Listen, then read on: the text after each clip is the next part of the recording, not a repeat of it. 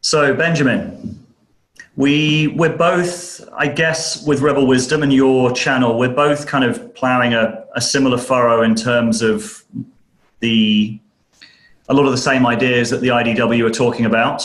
And we have both been watching what's been going on with Patreon over the last couple of days with quite a lot of concern. Mm-hmm. And also hearing from our viewers and listeners that they are very concerned about it as well. Yeah, absolutely. I mean, I'm losing income. It's not big. It's not a lot because I don't make a lot, but statistically speaking or percentage-wise, it's like I'm taking a hit because of something that Patreon has decided to do or failed to do. Yeah, I think it's worth just recapping what's actually happened in case people haven't been following it as avidly as we have. And basically, Patreon, a couple of days ago, took down pages by Milo Yiannopoulos and by Sargon of Akkad.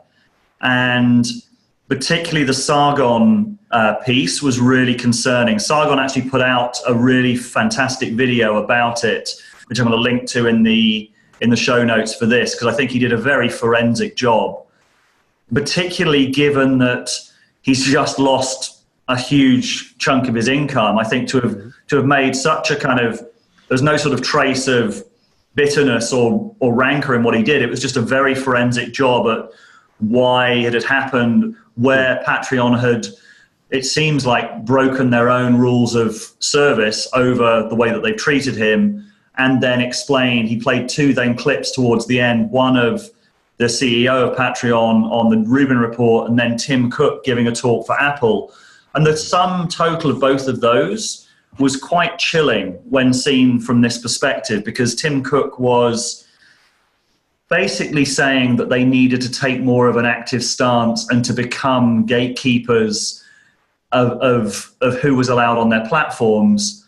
And the way that he did it, it felt a little bit sanctimonious.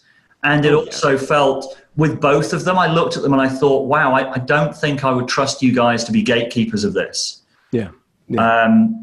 And in the wake of, I guess they've all been spooked by what happened in 2016 and the backlash that people like Facebook had after the Trump election, that they've all been sort of spooked into taking action. But what that means and what that looks like and how they seem prepared to kind of overrule their own terms of service, I know it. Yeah. I got a chill. We've kind of established that Patreon is going to be our main source of revenue. And it's pretty scary that we're beholden to these companies and we're not entirely sure why they're making their decisions. Well, I think it's a complex thing, and it's looking into a black box. We don't really know why they're making the decisions that they are making. Like we're not sitting in on the boardrooms, but there's certain, likely reasons for this. One is advertisers, right? They need to make money. And so at least with YouTube, this isn't exactly Patreon, because Patreon gets its money not from advertisers, but from donors or donators. But with YouTube, they have to strain their content so that the advertisers want to be associated with the content that is then generating income. With Patreon, I think that there is, and well, both with advertisers and with Patreon, they're susceptible to market forces, not only like on the financial level, but on the social level.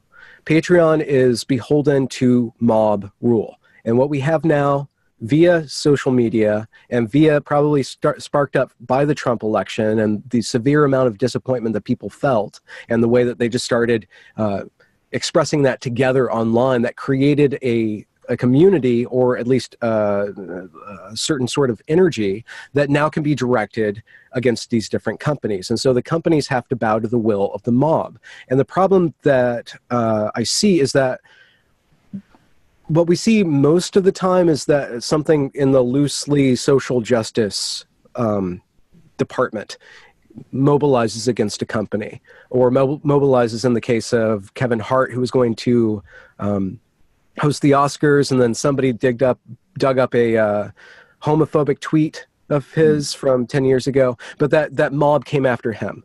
Now, the problem that I have with that is that once the mob mentality or that mob strategy is seen as it works, the social justice, the far left, and the far right are going to start to do that.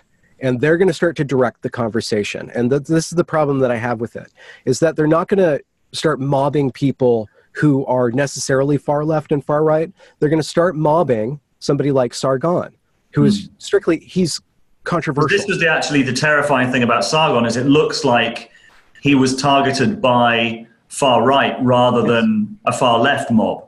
Yeah. It was them who were looking to basically take something that he'd said and then use it against him. Whether he was right or wrong to have said that, I think he was very uncareful with his words. But we've had Sargon on our channel, and I spent time with him. I think he's I enjoyed spending time with him. I challenged him a little bit in the interview on a couple of things that he'd done, and he had really good reasons for it. And I enjoyed spending time with him. And I think he's an honest broker and a good guy. So I think it's a mistake if he is the kind of person that they're now targeting. I think that's what's so chilling about it, I think. There's a slippage from, at first they target hate speech, right? And what does that even mean? But what they're going to end up doing is targeting anything that makes people uncomfortable. And what's the most important uncomfortable thing that we know of? I think we could probably call it truth. I think that is what's eventually going to be targeted. Anybody who's reasoning their way through things is going to make people very uncomfortable.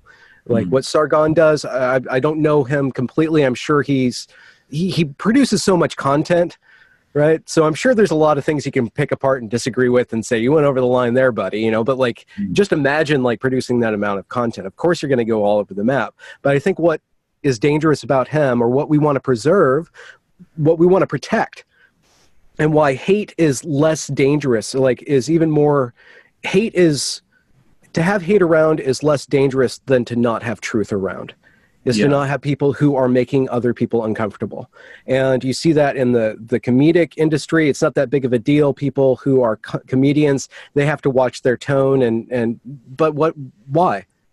They can't make people uncomfortable anymore. And what does that uncomfort actually represent? It means that people are thinking about things. They're being broken out of what they accepted as true.